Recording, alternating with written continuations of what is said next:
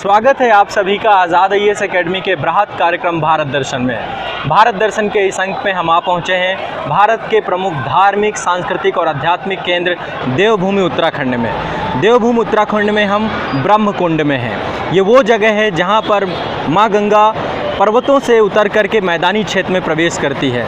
ये भागीरथी का अथक प्रयास है जिसमें प्रतिदिन लाखों की संख्या में श्रद्धालु आते हैं और निश्चित तौर पे आज ब्रह्मकुंड के माध्यम से यानी कि हर की पौड़ी के माध्यम से हम लोग जो है भारत की सांस्कृतिक छटा को देखेंगे।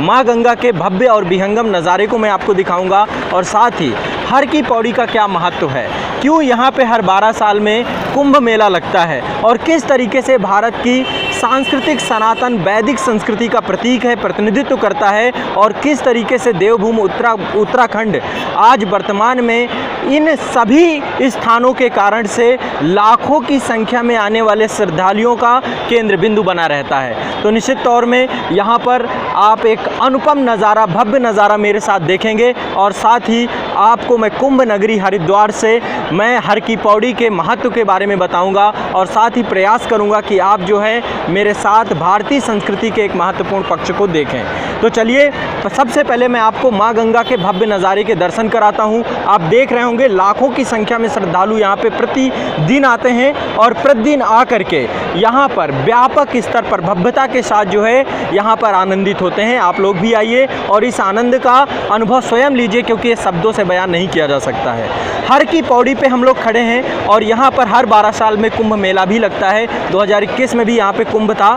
तो यहाँ पर आप देख सकते हैं कि किस तरीके से यहाँ पर माँ गंगा जो है पर्वतीय क्षेत्रों से सबसे पहली बार मैदानी क्षेत्र में प्रवेश करती हैं। बहुत ही चौड़ा घाट है और यहीं से उत्तरी गंग कैनाल भी बनाई गई है, उत्तरी गंग नहर भी बनाई गई है। तो हर की पौड़ी यानी हरि की पौड़ी ये भारत के उत्तराखंड का एक प्रमुख धार्मिक क्षेत्र है, धार्मिक केंद्र है और जहाँ पे हम खड़े हैं ये ब्रह्मकुंड है। यहाँ पे जो लोग नहा रहे हैं ये ब्रह्मकुंड है। इसके जस्ट बगल में मदन मोहन मालवीय जी के नाम पे मालवीय घाट के तौर पे है, ब्रह्मकुंड घाट है और फिर मालवीय घाट है। इसी तरीके से यहाँ पे महिला घाट है।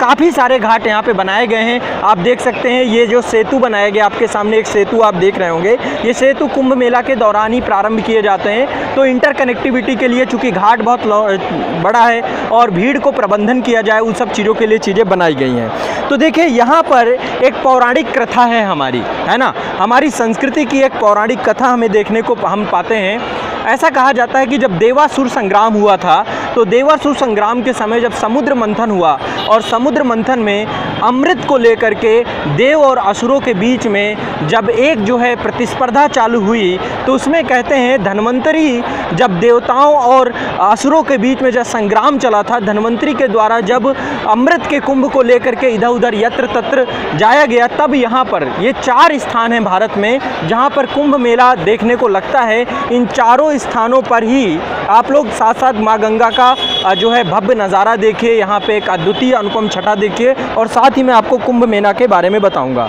तो हिंदू धार्मिक मान्यताओं के अनुसार जब समुद्र मंथन हुआ, देवासुर संग्राम हुआ तो धन्वंतरी के द्वारा अमृत के लिए झगड़ रहे जो देवता और असुर थे उनसे जो है जब अमृत बचाकर ले जाया गया तो पृथ्वी पर यानी कि पृथ्वी पर 4 स्थान हैं। 4 स्थानों पर ऐसी मान्यता है कि अमृत के बूंद गिरे और अमृत के बूंद जो गिरे उसी कारण से चारों स्थान जिनमें से एक है हर की पौड़ी और ब्रह्मकुंड घाट है। जब भी हर की पौड़ी पे आए ब्रह्मकुंड घाट पे आप सबसे ज़्यादा भीड़ देख रहे हैं। सब यही स्थान है जहाँ पर अमृत की बूंदें गिरी और ऐसी मान्यता है कि यहाँ पर जो भी हर की पौड़ी में स्नान करता है उसको जो है यहाँ पे मोक्ष की प्राप्ति होती है। तो हिंदू धार्मिक मान्यताओं के हिसाब से ये सबसे महत्वपूर्ण स्थानों में से एक है। तो हर की पौड़ी या ब्रह्मकुंड जो है आपका हरिद्वार का एक मुख्य घाट है और यह वो स्थान है जहाँ पे गंगा नदी पहाड़ों को छोड़ करके मैदानी क्षेत्रों में प्रवेश करती है और इस नदी के माध्यम से आपको पता है कि माँ गंगा का वो महत्व है कि ये पानी हमेशा सदा नीरा रहता है, निर्मल रहता है। लेकिन आज के समय पे जिस तरीके से माँ गंगा के द्वारा सभ्यताओं का विकास किया गया है, संस्कृतियों का विकास किया गया है और इसके जो तटीय क्षेत्र हैं जहाँ जो प्रमुख शहर यहाँ पर जो विकसित हुए हैं उनके द्वारा औद्योगिक कचरे के कारण से माँ गंगा जो है धीरे धीरे ये लगातार आप देख रहे हैं कि दूषित होती रही और वर्तमान में जो है मृतप्राय सी हो गई है। लेकिन यहाँ पे आप देख रहे होंगे चूँकि पर्वतीय क्षेत्रों से पहली बार मैदानों में आती है तो यहाँ पे पानी बहुत स्वच्छ और निर्मल आपको देखने को मिलेगा। यही पानी जब आपका कानपुर पहुँचता है शुक्लागंज के पास, आप देखेंगे कि कितना ज़्यादा मटमैला हो जाता है, धूमिल हो जाता है। यहाँ पर भी देखें तो ऋषिकेश के पहले जो गंगा आप देखेंगे पूरी तरीके से निर्मल और कलकल धारा होती है। लेकिन यहाँ पर देखिए लाखों श्रद्धालुओं की आस्था के तौर पे माँ गंगा का जो स्वरूप है ये अपने आप में शब्दों में बयान नहीं किया जा सकता है। ठीक है, अब देखिए इसका नाम हरि का पौड़ी क्यों रखा गया।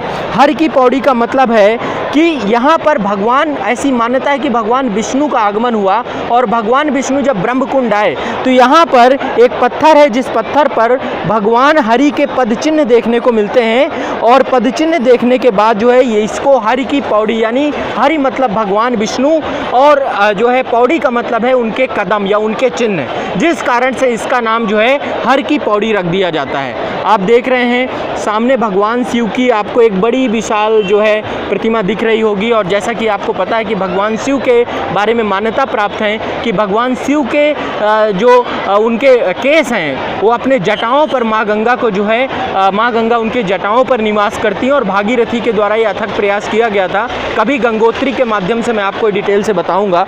तो जैसा कि आपको पता है कि जो गंगा है, गंगा जो है ये निकलती है आपकी अलकनंदा, और अलकनंदा की बहुत सारी सहायक नदियां हैं। गंगा देवप्रयाग में बनती है भागीरथी के मिलने के बाद। ठीक है, तो आपको पता होगा अलकनंदा और धौली गंगा ये दोनों विष्णु प्रयाग में मिलती हैं। इसके बाद अलकनंदा में नंदाकिनी मिलती है नंद प्रयाग में।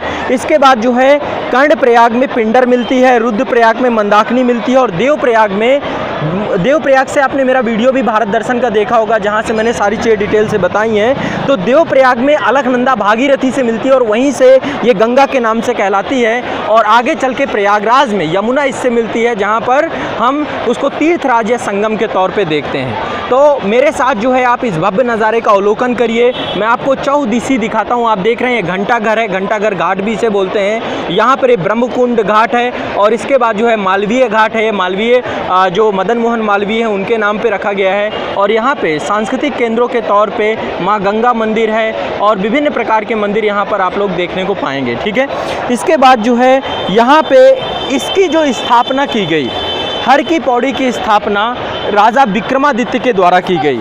विक्रमादित्य के बारे में आप सभी जानते हैं, आपने नाम सुना होगा विक्रमादित्य का, इतिहास के पन्नों में आपने पढ़ा भी होगा कि विक्रमादित्य वही थे जिन्होंने विक्रम संवत की स्थापना की, है ना।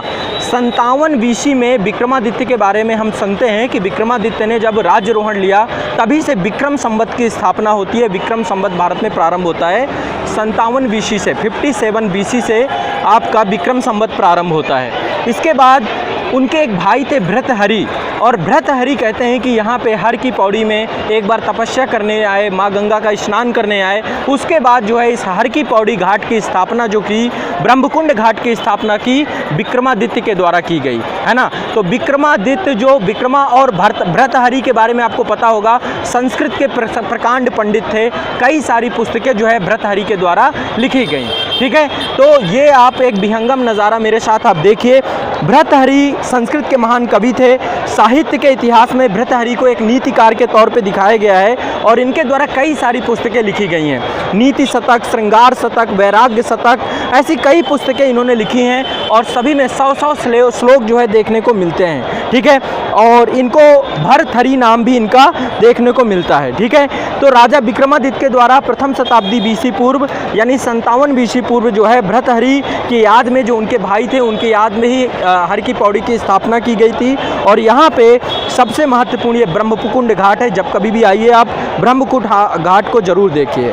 और सामने आप देख रहे हैं हर की पौड़ी पे मदन मोहन मालवीय के नाम पे मालवीय द्वीप है, आपका पूरा का पूरा नदी के बीच का क्षेत्र है। आप देख रहे होंगे गंगा नदी का एक हिस्सा जो है और उधर का हिस्सा, इसके बीच में जो पूरा क्षेत्र है इसको मदन मोहन मालवीय द्वीप कहा जाता है। और इसी घाट का नाम मालवीय घाट भी रखा गया है। इसी कारण से उन्हीं की याद में मालवीय घाट भी इसको रखा गया है। ठीक है, तो ये जो है यहाँ की मुख्य विशेषता है। और आपको पता है कुंभ मेला हिंदू धर्म का सबसे पवित्र जो है मेला है, पर्व है, जहाँ पे करोड़ों श्रद्धालु जो है कुंभ पर्व में आते हैं। भारत में 4 स्थान हैं जहाँ पर अमृत की बूंदें गिरी। ऐसा माना जाता है कि देवासुर संग्राम के बाद जो अमृत की बूंदें गिरी, भारत में 4 स्थान पे गिरी। प्रयाग, हरिद्वार, उज्जैन, नासिक। यहाँ पर जो है हर 12 साल में कुंभ मेला लगता है और प्रयागराज में हर 6 साल में अर्ध कुंभ भी होता है। ठीक है, तो प्रयाग में जैसा कि 2019 में अर्ध कुंभ था, इसके पहले 2013 में कुंभ हुआ था। तो कुंभ मेला में करोड़ों श्रद्धालु यहाँ पर आते हैं, ऐसा देखने को पाया जाता है। ठीक है, और कुंभ मेला को यूनेस्को के द्वारा अमूर्त सांस्कृतिक धरोहर भी घोषित किया गया है। तो इस रूप में हम देखने को पाते हैं। और जैसा कि आपको पता है यहाँ पे कई सारे घाट हैं। जब आप आएंगे हर की पौड़ी तो यहाँ पे कई सारे घाट हैं। विष्णु घाट है यहाँ पे, और ऐसा कहा जाता है कि विष्णु घाट में भगवान विष्णु जो है एक बार आ करके यहाँ पे स्नान भी उन्होंने किया था। और माँ गंगा कहते हैं इस घाट में आने के बाद जब आप डुबकी लगाते हैं सारे पाप धुल जाते हैं। इसके बाद कुशावर्त घाट है यहाँ पे, और यहाँ पे कुशावर्त घाट में जो महर्षि दत्तात्रेय थे उनके द्वारा समाधि ली गई थी। इसके बाद जो है आपका अन्य प्रमुख घाटों में जो मैंने आपको बताया, ब्रह्मकुंड घाट, ये हर की पौड़ी के नाम से जाना जाता है, सबसे प्रमुख घाट यही है। और यहीं पर समुद्र मंथन के दौरान जो है अमृत की बूंदें गिरी थी, ऐसी मान्यता यहाँ पे पाई जाती है। ठीक है, तो देखिए मुख्य तो मनुष्य के कर्म ही हैं। आपके कर्म अच्छे होंगे तो माँ गंगा भी आपको मोक्ष प्रदान करेंगी, और यदि आपके कर्म अच्छे नहीं होंगे तो आपको कुछ भी हासिल नहीं होगा। कर्म का मतलब आप अपने से बड़ों की सेवा करिए, लोगों को सताइए मत, लोगों का भला करिए, और अपने माध्यम से जितना भी समाज के लिए बेहतर कर सकें, दूसरों के जितना काम आ सकें, यही आपके सत्कर्म कहलाते हैं, यही आपके बेहतर कर्म है। ठीक है, तो यहाँ पर अन्य बहुत सारे घाट भी हैं। गणेश घाट है, गऊ घाट भी यहाँ पे है, महिलाओं के लिए एक महिला घाट भी बनाया गया है, नारायणी स्रोत घाट भी बनाया गया है। और यहाँ पे कहते हैं कि नारायणी स्रोत घाट जो है ये भगवान कृष्ण के ऊपर जब सर्प दोष लगा था तो वहाँ पर जो है यहाँ पे भगवान कृष्ण जो है यहाँ पर गंगा जल यहाँ से ले जा कर के भगवान कृष्ण को स्नान कराया गया था, इसलिए नारायणी स्रोत घाट कहा जाता है। और कहते हैं यहाँ पर राम घाट भी है। राम घाट में भगवान राम जब रावण का वध करने के बाद इसी घाट पर ब्रह्म हत्या के दोष से मुक्ति पाने के लिए तपस्या की थी। और कहते हैं यहाँ पर तो इस तरीके से भगवान श्री राम, विष्णु, कृष्णा और विभिन्न जो हमारे जो पौराणिक हमारे जो ईश्वर हैं, हिंदू धर्म सनातन धर्म के जो प्रमुख जो है श्रद्धेय ईश्वर हैं, उनके नाम पे जो है यहाँ पे घाटों के नाम है, और उनका जो है यहाँ पर प्रमुख जो है स्थान के तौर पे दृष्टिगोचर किया गया है। तो हर की पौड़ी एक बार ज़रूर आइए, और आ करके यहाँ से जो है आप लोग, यहाँ पे शाम को गंगा आरती भी होती है। मैंने आपको बनारस से गंगा आरती भी दिखाई है, तो आप लोग वो वीडियो ज़रूर देखिए, और गंगा आरती के भव्य नज़ारे को ज़रूर आप लोग एक बार देखिए। चारों तरफ आप देखिए यहाँ पर जो है पर्वतीय क्षेत्र भी है, जहाँ पे चंडी देवी, मनसा देवी, और इसके बाद फिर आपका कुमाऊं और गढ़वाल बेल्ट जो उत्तराखंड में देखने को मिलती है। ठीक है, तो यहाँ पे आपको जो है बहुत सारे तीर्थ स्थल मिलेंगे, हिंदू धार्मिक सांस्कृतिक केंद्र के तौर पे मिलेंगे, इस रूप में आप इसको देख सकते हैं। ठीक है, तो इस तरीके से माँ गंगा आरती यहाँ पे प्रतिदिन शाम को होती है। बहुत भव्य नज़ारा होता है, अनुपम नज़ारा होता है, और कुंभ के टाइम पीरियड पे यहाँ पे बहुत भीड़ होती है, और वैसे भी प्रतिदिन लाखों की संख्या में यहाँ पे श्रद्धालु आते हैं, देखने को मिलता है। ठीक है, तो इस तरीके से देवासुर संग्राम के दौरान अमृत की एक बूंद ने इस क्षेत्र को अमर बना दिया, और यहाँ पे भारत के 4 प्रमुख धार्मिक केंद्रों के तौर पे, चाहे नासिक हो, प्रयाग हो, उज्जैन हो और हरिद्वार हो, यहाँ पर कुंभ मेला मनाया जाता है हर 12 वर्ष में। तो निश्चित तौर पर हर की पौड़ी अपने आप में भारतीय संस्कृति का प्रतिनिधित्व करती है।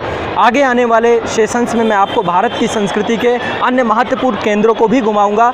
इसी के साथ जो है भारत दर्शन के इस अंक में आप सभी का बहुत बहुत स्वागत है। और निश्चित तौर पर जब भी उत्तराखंड आइए, हर की पौड़ी हर व्यक्ति आता है यहाँ पे स्नान करने, आप आएंगे ही, तो जब कभी भी आइए यहाँ पे स्नान जरूर करिए। और इसके बारे में मैंने आपको जो है कुछ तथ्यात्मक जानकारी बताई। मिलते हैं भारत दर्शन के अगले अंक में। बहुत बहुत शुक्रिया, धन्यवाद।